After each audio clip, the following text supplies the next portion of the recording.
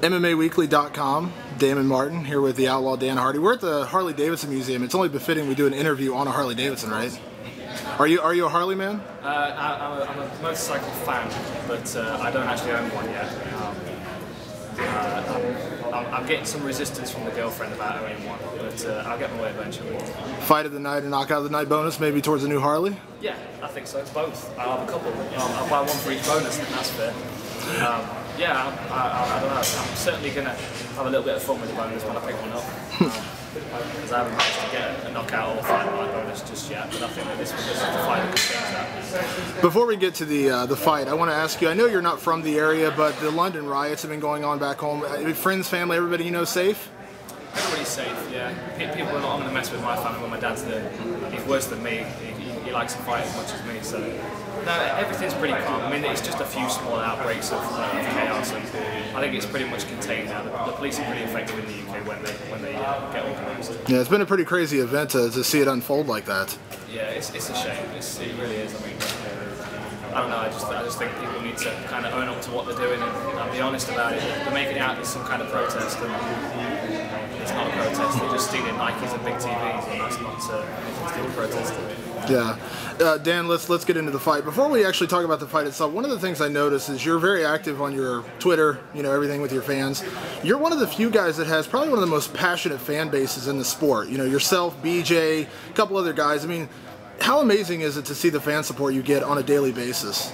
It's awesome. It's awesome. I mean, you know, sometimes when you're in training camp, the days are really difficult to get through, and it's nice just to sometimes, you know, I'll go home, I'll be sitting there, I'll be exhausted and dehydrated and trying to refuel and rest up, and I just get on Twitter and talk to a few fans and they give me some positivity back, and I feed off that and take it back into the gym. So, you know, any success I have in the octagon is directly, you know, related to my fans and the support they give me. Everyone knows, of course, you know, coming into this fight, you know, 3 losses in a row, it's a tough spot to be in, but from talking to you in the past on the radio and everything, you've said that, you know, we're not going to see a different Dan Hardy. This is going to be the same Dan Hardy we've gotten used to. Why is this different for you than some other fighters we've seen that have come off a couple losses that maybe play it safe, you know, trying to just, you know, not to lose, trying to save their job kind of deal?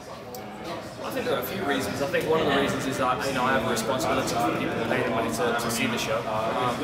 And two, I have a responsibility to myself as a martial artist. I want to be tested. I want to get in there and put myself on the line and take some risks and try and finish the fight. And, you know, playing it safe, you just don't put yourself in that circumstance. You know, I mean, I could probably counter strike and move away from most of the guys in the division and make for a boring fight and win a lot of decisions, but I'd rather get in there and trade some punches and take some risks. I don't see why, you know, just because I've got my back against the wall in this circumstance, that why I should change. You asked for this fight with Chris Lytle, and you got the fight with Chris Lytle. What was it about him that intrigued you and made you want this fight so badly? Because he's the kind of guy that I think other fighters should aspire to. He always comes to fight. He always takes risks, and he always tries to get the fight finished before the final bell. You know, I don't think it's any secret in what's going to happen on Sunday. We're going to get in there. We've got 15 minutes. We're going to try and knock each other out as brutally and as quickly as possible. And you know, it's going to be a war. It's going to be, you know, from start to finish. It's going to be fireworks. And that's really all I want. I want something that's going to really push the pace and make it work, make it fun. You said very candidly that you're a fighter first. You know, you're not in this for the money. You're not in it for the fame. You're in it to be a fighter.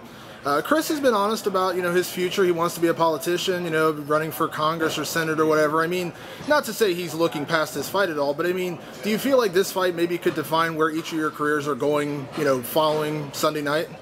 Yeah, definitely. I do. I think that. I mean, there are a lot of other things I want to do with my life, but my focus right now is mixed martial arts and getting myself back on track. And I think the way I see Sunday night is that's my opportunity to do that. You know, and I think maybe with Chris thinking about doing other things, you know, he wants to be a Republican senator, and you know, I respect him for wanting to you know, go into something else. But you know, maybe I think it's time for me to take a little bit of time to convince him to do that right now, and you know, it's time for him to step away and me to step back. After you win on Sunday night, you know you want to walk away with a bonus. Are we any closer to getting the Dan Hardy and Roy Nelson reality show to be? We were actually talking about it the other day. Actually, we've had quite a bit of interest in it. I think it'll be an entertaining little show, and I think that we'll build quite a fan base around it. Roy will be here. He gets here tonight, and he'll be in my corner. And then obviously he's got training camp straight after that, so we'll see where it takes us after that. But I certainly think there's something in the pipeline that's going to be. What was it we called the Hawk and the Mullet show? Is that what? Yeah, Hawk and Mullet. Yeah. That was we kind of thought of it. It was a WWE tag team kind of name.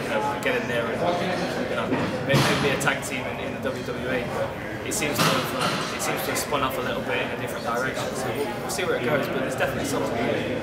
Thanks, Dan. No worries.